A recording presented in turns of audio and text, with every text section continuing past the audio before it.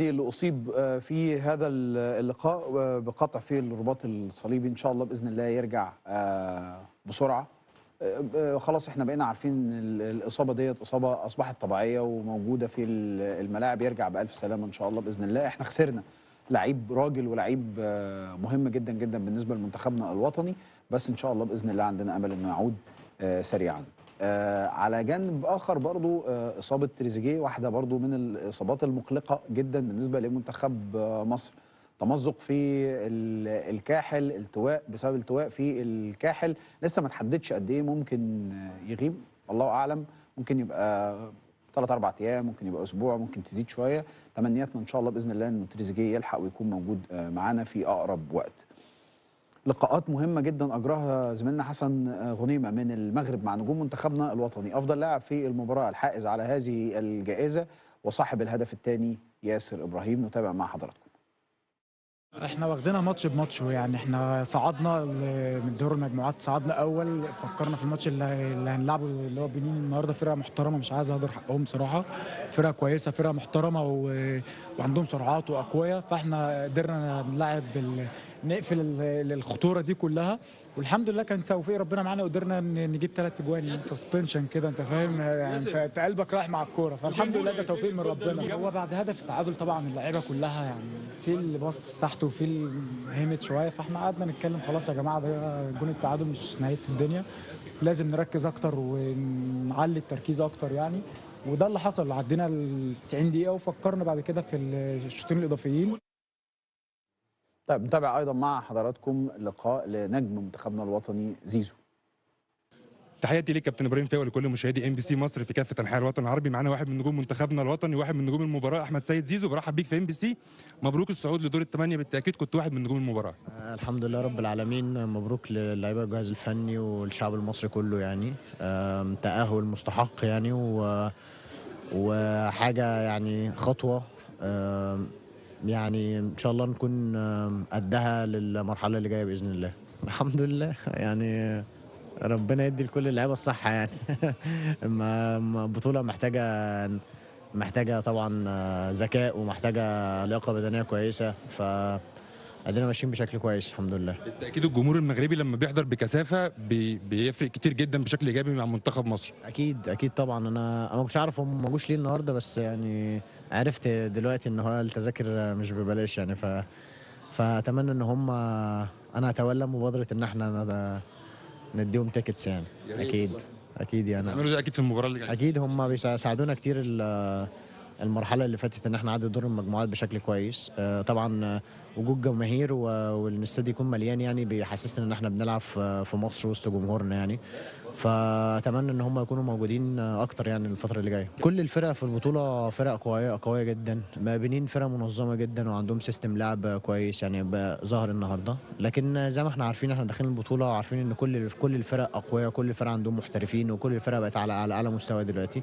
خلينا ناخدها خطوه بخطوه، ما نعرفش هنقابل مين الماتش اللي جاي، ولكن الاكيد ان احنا هنستعد له بشكل كويس باذن الله. بشكرك يا زيزو، بالتوفيق في اللي جاي ان شاء الله. حبيبي شكرا.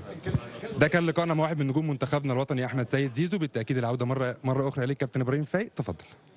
والله نقطة مهمة اللي قالها زيزو، حتى أنا كنت بسأل وهو بيتكلم هل ده يعني شرعي ليجل، يعني إن إحنا ممكن ناخد التذاكر ونديها للعيبة أو نديها للجماهير المغربية لو ده متاح، أو لو ده ما فيهوش أي حاجة غير قانونية. أتمنى إن إحنا نعمله. أنا ما أعرفش يعني، أنا بشوف إنه أنا فاهم كويس قوي إنه الكاف والبلد المنظم اللي هي المغرب من حقها إن هي تتحصل على إيرادات من هذه اللقاءات، وده أمر طبيعي.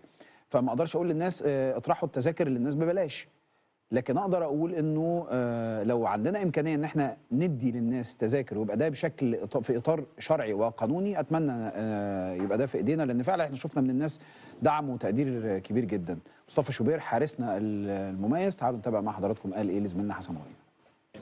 معانا واحد من نجوم حراسه المرمى في منتخبنا الوطني مصطفى شوبير. برحب بيك في ام بي سي، كلمني عن المباراه النهارده ومبروك الصعود لدور الثمانيه. الحمد لله، المباراه كانت صعبه قوي وربنا كرمنا الحمد لله. قدمنا، استقبلنا هدف، بعد كده في الاكسترا تايم قدرنا ان احنا نحقق الفوز. الحمد لله، بنحمد ربنا. الشرف لاي حد ان هو يبقى موجود هنا يمثل المنتخب، وكلنا واحد، اللي بيلعب في الاول في الاخر دي وجهه نظر الجهاز الفني. وبعدين انت في منتخب مصر، فمفيش حاجه اكتر من كده. حلم من احلام الطفوله ان انت تبقى موجود مع منتخب وتشارك في افريقيا، والحمد لله حصل. لا طبيعي يعني، هو عشان ساعات الشحن بتاع الماتش وكده الحكم ممكن برضو يقوم رايح مدي انذار تاني، فنخسر لعيب، حاجات بتبقى ملهاش لازمه في الملعب. يعني وانت بره بتبقى اهدى من اللي جوه، وانت عشان بتبقى عايز برضو انت في الملعب ان حد يعمل معاك نفس الحاجه. فمش انا بس، الدكه كلها كانت بتقول لمروان ياخد باله يعني. ان شاء الله ان شاء الله احنا كلنا متفائلين خير باذن الله. واحنا بس اللي نقدر نوعد بيه ان احنا هنقدم كل اللي نقدر نقدمه، وان شاء الله التوفيق يكون معانا وربنا يكرمنا ان شاء الله. اشكرك يا مصطفى بالتوفيق اللي جاي. ربنا يخليك. ده كان لقائنا مع واحد من نجوم حراسه المرمى في منتخبنا الوطني مصطفى شوبير. بالتاكيد العوده اليك كابتن ابراهيم فايق، تفضل. تصريحات كلها عاقله وتصريحات كلها متزنه من نجوم منتخبنا الوطني ومصطفى شوبير. والله انا حاسس ان معسكر الامور فيه ماشيه بشكل كويس ومتفائل جدا جدا، واتمنى انه هكذا الامور تمشي. طيب انا عايز اتناقش معاكم في التصريح اللي قاله محمد صلاح. قبل ما نقول التصريح، انا معجب جدا بروح اللعيبه. وفي لقطه النهارده في المباراه حسستني قد ايه ان منتخب مصر هيروح لابعد نقطه في البطوله دي.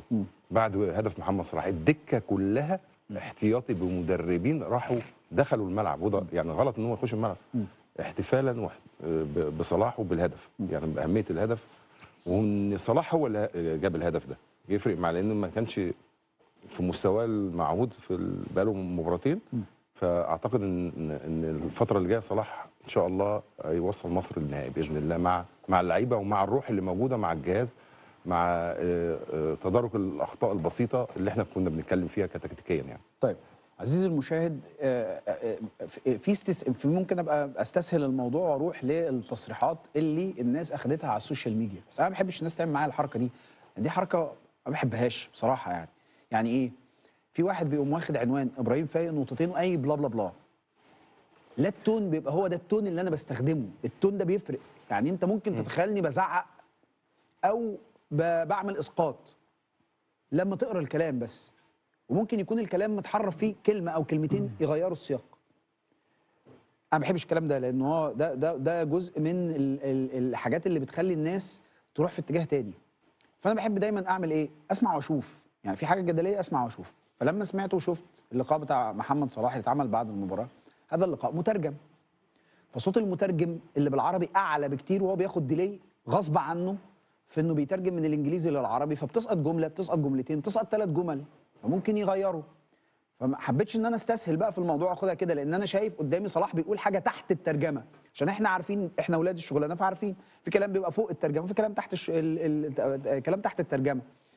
فلانه ده بيبقى تشانل فوق التشانل ديت، فبتعلى الصوت، فقلنا طب نروح للنسخه اللي بالانجليزي، جايز نلاقي فيها كلام اكتر شويه، جايز نلاقي فيها كلام مختلف. فلقينا التالي، انا هحطه لكم قدامكم وتعالوا نناقش كده مع نجومنا هل الكلام ده يندرج تحت اي بند من البنود. صلاح قال بالنص كده، انا بترجم لك بالنص، قال لا لما اتسال على منتخب مصر يعني، والراجل اللي ساله بيقول له بعد الاداء ومنتخب مصر كذا كذا كذا، والناس بترشح المغرب وترشح الجزائر وترشح السنغال، ليه الناس ما بترشحش مصر؟ فالراجل قال لا اعتقد اننا مرشحين. قال عندنا فريق من لاعبين صغار في السن، شباب، اغلبنا بيلعب في مصر، واحنا بنبذل اقصى ما لدينا من مجهود. قال بنحارب من اجل بلدنا، بالنص بنحارب من اجل بلدنا، وشفنا ده النهارده، وهنشوف هنوصل لاي مدى في البطوله، وده اللي اقدر اقوله دلوقتي. انا ممكن اقول لك ايه؟ ممكن تسالني سؤال فانا اقول لك بالنص الكلام اللي نزل بقى، ممكن اقول لك ايه؟ لا احنا مش مرشحين، احنا اللعيبه بتاعتنا محليه، وده اللي اقدر اقوله لك دلوقتي. انتوا يعني جايين تقطعوا في الواسع في الوقت اللي انا عايز الناس تركز معايا في الحته دي.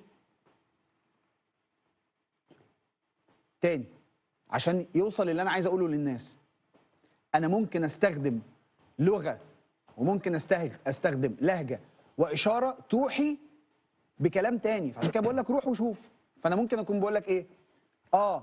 احنا مش مرشحين عشان احنا عندنا لعيبه محليه، وده اللي اقدر اقوله لك دلوقتي، او وده اللي اقدر اقوله لك دلوقتي. انا عندي كلام وحش كتير انا شايله مش عايز اقوله لك.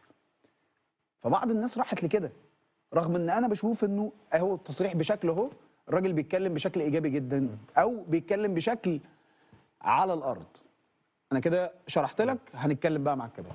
كابتن إسماعيل. هو طبعا تصريح تصريح حلو ولا وحش؟ تصريح لا. معيب ولا لا؟ تصريح بتشوفه ازاي من وجهة تصريح انا نظرك؟ شايفه تصريح في منتهى الذكاء. مم. هو قال فعلا ان معظم اللعيبه محليه، وده لا يعيب المنتخب، لان 2006 8 10 كان معظم اللعيبه محليين. هو يقصد التصريح ده ان هو يرفع الضغوط عن المنتخب وعن اداره المنتخب وعن كابتن حسام حسن، وهو بينه وبين اللعيبه وبينه الجهاز التارجت بتاعهم البطوله. بس ده تارجت داخلي، هدف داخلي. اللي يعلن ده جزء نفسي قدر ان هو يتلاعب بيه محمد صلاح، وانا بحترمه جدا على التصريح ده. كابتن وليد شاف التصريح ازاي؟ طبعا تصريح عقلاني، وزي ما قال كابتن اسماعيل ان هو بيشيل الضغوط من على الجهاز الفني واللعيبه. ومحمد صلاح مش هو دي الشخصيه اللي يظهر بالكلام اللي اتقال على السوشيال ميديا. محمد صلاح دماغه كبيره جدا، لعيب نجم مصنف، مش هيقول الكلام ده خالص. وزي ما قلت لك محمد صلاح وجوده مع الجيل ده بيدي ثقه وامان، مش ده اللي يطلع محمد صلاح خالص. لكن بالعكس، هو انا شايف ان كل كلامه ايجابي ورايح في حته كويسه جدا. واحنا كنا بنتكلم ان المعسكر ماشي كويس جدا، وكلامه ده يعني جاي برضو يا كابتن اسماعيل ناتج ان المعسكر ماشي كويس واللعيبه كويسه وبيحفز زمايله. لكن لا، صلاح مش هو دي الشخصيه دي خالص. يعني صلاح شخصيه كلنا عارفينه، شخصيه محترمه وبيقدر زمايله كويس جدا يعني. فيتو. بص، انا يعني رايي الشخصي اللي ياخد الكلام في اتجاه سلبي يبقى الناس فاضيه يعني. والله طبعا الناس فاضيه، وما ينفعش ندي الموضوع اكبر من حجمه او نديهم اهميه. ده رايي الشخصي.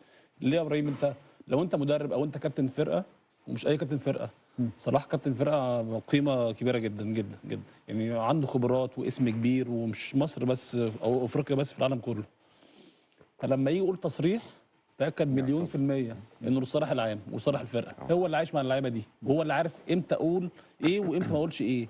فان انا اطلع اقول الكلام ده، يبقى انا عايز اشيل الضغوط من اللعيبه. ده مليون في الميه. بس في الاوضه بقى يا كابتن اسماعيل، بقى لما تعمل اجتماع هتطالبهم ان انا عايز اخد البطوله. واكتر واحد اكتر واحد عايز البطوله يهم وياخد البطوله صلاح. الله اعلم عز ممكن يلعب بعد كده بطولات افريقيا ولا لا. فهو صلاح بتاريخه ببطولاته بكل حاجه عملها، نفسه ياخد حاجه مع منتخب مصر. ففين الفرصه اللي هتجيله تاني انه ياخد كاس فمليون في الميه تصريح صلاح هو الادرى بالمعسكر، هو الادرى بالناس، اللعيبه اللي معاه. في لعيبه كتير اول مره تلعب كاس كاس ابراهيم لها هيبه. مهما لعبت ماتشات، انك تلعب في كاس تتحط في كاس صح. كل ماتش فيه ليه هيبه وليه خضه. فنقول كده مليون في الميه برفع الضغوط من اللعيبه. وانا متاكد ان هو اول ما بقعد معاهم في اي اجتماع بيطالبهم ان هو لازم ياخد البطوله.